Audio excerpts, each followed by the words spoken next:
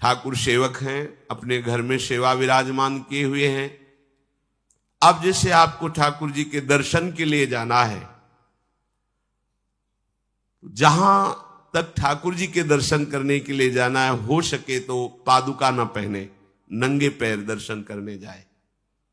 यदि आप में ऐसी सामर्थ्य नहीं है किसी कारण से, तो सीढ़ियों में पादुका नहीं पहनना चाहिए। जहां से मंदिर की सीढ़ियां हैं, पादुका उतार कर माथा रखकर सीढ़ी में फिर चढ़ना चाहिए। खड़ाओं या पादुका पहन करके श्री विग्रह के दर्शन करने के लिए जाने में फिर अपराध लगता है।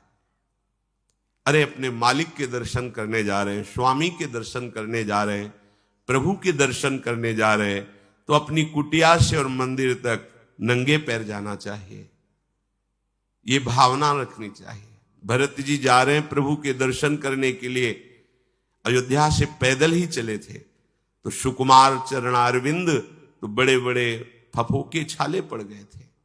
वशिष्ठ जी ने देखा, सबने मिलकर भरत जी से कहा पालकी पे बैठ जाइए। तो उनका हाँ, मेरे प्रभु यहां नंगे पैर चले हैं और मैं पालकी पे बैठ जाऊं? उचित तो यह है कि अपने प्रभु के दर्शन के लिए मैं जा रहा हूं, तो जहां जहां प्रभु के चरण पड़े वहां मेरा शीश पड़े, अर्थात सिर भर जाऊं। उचित असमोरा सबते सेवक धर्म कठोरा। यहां मैं सर के बल चल के जाऊं पर असमर्थ हूं। तो आप कह रहे हैं पैर में छाले पड़ गए, आप सवारी में बैठ जाइए। ऐसा नहीं हो सकता।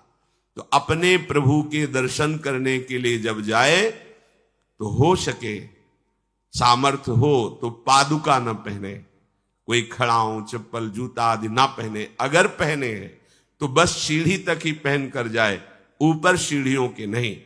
इतने सुकुमार मत बनो, ये आग में जलाया जाएगा शरीर, ये गाड़ दिया जाएगा शरीर, इससे ज्यादा प्यार ना करो। दूसरा,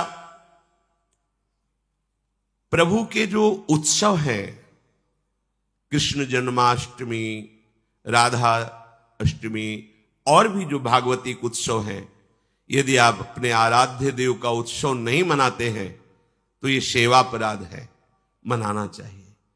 चार लोग मिल करके सुंदर फूलों से पत्रों से श्रृंगार करके प्रभु की जय घोष करनी चाहिए, प्रभु की कथा करनी चाहिए। आपस में बैठ करके भगवान के जन्म अवतार की, लीला अवतार की कथा कहे, नाम कीर्तन करे। अगर ऐसा नहीं करता तो ये अपराध है। तीसरा, प्रभु या गुरुदेव के सामने जाकर प्रणाम न करना, यह अपराध है। जय बार सामने जाए तय बार प्रणाम करे। अगर आप अस्वस्थ हैं, आपका शरीर काम नहीं कर रहा, तो हाथ जोड़कर सर झुका दीजिए, नहीं तो पंचांग या साष्टांग प्रणाम कीजिए। जय बार गुरुदेव से मिले, जय बार प्रभु के श्री विग्रह के सामने जाए, तय बार प्रणाम करें। अगर अपनी कुटिया में भी प्रभु विराजमान है तो जय बार उनके सामने, इससे दासत्व पुष्ट होता है, प्रभु की कृपा प्राप्त होती है, प्रणाम करें।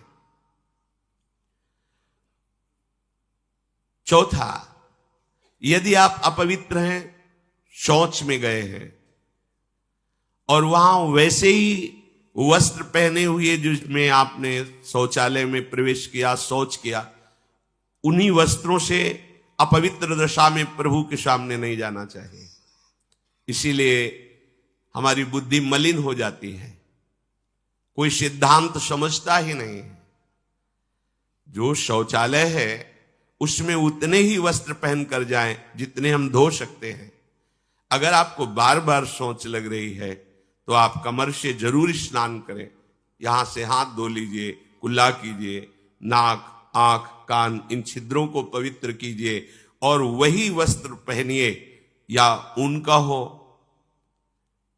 नहीं तो जो अन्य वस्त्र हैं, आजकल तो सुविधा है, कोई बाहर तो जाना नहीं होता, वस्त्र उतार दीजिए, उतना पहनिए जितना धो सकते हैं। यदि आप ठाकुर सेवक हैं, भजन करने वाले हैं, ये पवित्रता नहीं रखेंगे तो जहां जो कुछ भी छुएंगे सब अपवित्र हो जाएगा, और अपवित्र बुद्धि भगवान में नहीं लगती, ओ मलिनता छा जाती है।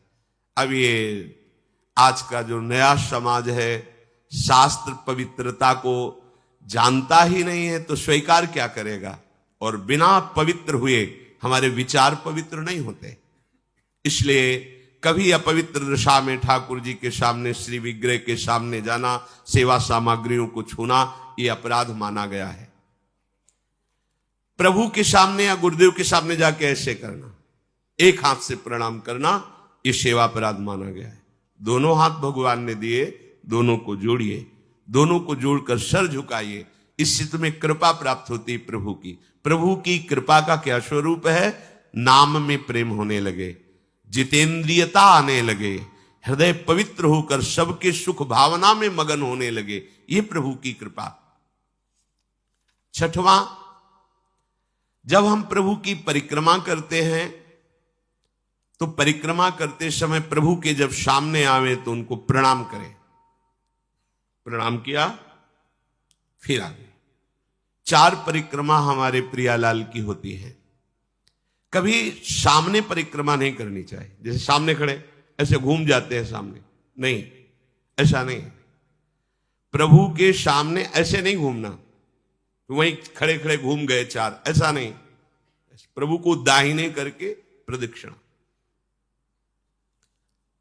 अगर आप प्रभु को प्रणाम नहीं करते, परिक्रमा करते हुए या सामने घूमते, ये सेवा अपराध है। 7वां, प्रभु के सामने गए मंदिर में और आप पैर फैला के बैठे, सामने ऐसे पैर फैला लिए, ऐसे फैला के बैठे, ये अपराध है। अपने आराध्य देव के सामने, अपने गुरुदेव के सामने पैर फैला के नहीं बैठा जाता। यदि आपके पैरों में कोई दोष है तो उतनी देर ही रुकिए जितनी देर आप खड़े दर्शन कर सकते हैं। सामने से हट जाइए, सामने पैर नहीं होने चाहिए आपके। 8वां, प्रभु के श्री विग्रह के सामने दोनों घुटनों को ऊंचा करके अपने हाथों से लपेट कर बैठना। ऐसे ऐसे घुटने दोनों खड़े करके ऐसे जैसे बांध कर ऐसे ऐसे बैठना सेवा अपराध है। प्रभु के श्री विग्रह के सामने, अब जैसे मंदिर में गए, थके हैं आप, दीवार में उड़क करके ऐसे सो, यह अपराध है। प्रभु के श्री विग्रह के सामने उतनी देर ही टिको, बस जितनी देर आप सावधान है, नहीं बाहर निकल जाओ, एकांत सेवन करो। श्री विग्रह के सामने उतनी देर ही दर्शन करने गए, केवल आपकी दृष्टि नक्शिख लो अंगंग माधुरी, प्रभु की केवल दर्शन कर रहे, आंख बंद कर ली, ध्यान किए, फिर दर्शन, फिर ध्यान। जब मन देखा कि चंचल होने लगा, नेत्र झुकाए, प्रणाम किया, मंदिर से बाहर हो गए। किसी से वार्ता नहीं। प्रभु के श्री विग्रह के सामने उनके चरणामृत और प्रसाद को छोड़कर अन्य नहीं पाना। प्रसाद मिला तो पा गए, चरणामृत मिला तो पी लिए। इसके अलावा ऐसा नहीं कि अब जगह है, प्रभु है, चलो और कुछ नहीं। वहां कोई खाना पीना, कोई व्यसन, ये अपराध है। प्रभु के श्री विग्रह के सामने बैठकर बात करना और उसमें झूठ बोल देना, ये दोनों अपराध है। प्रभु के दर्शन करने के लिए जब जाइए तो बोलिए मत किसी से, और कैसे हो, क्या है, कुछ नहीं, शांत, राधा राधा राधा। भैया बात करनी तो बाहर मिलना, यहां हम दर्शन, आप भी दर्शन कीजिए और हट जाइए उससे। अगर कभी कोई अपना पूज्यजन, बड़ा जन है, हमसे बात कर रहा है, उसको कैसे कहें कि आप हट जाइए? तो जितनी बात हो भागवतिक हो और सत्य हो, क्योंकि वहां सत्य साक्षी देने की नहीं, प्रभु विराजमान है। वहां का झूठ तुम्हारे पुण्यों को नष्ट कर देगा। पहले भी जब कोई बात सत्य कहलानी होती थी तो कहा जाता था मंदिर में चढ़ के बोल दो, फिर हम दोबारा तुमसे नहीं पूछेंगे।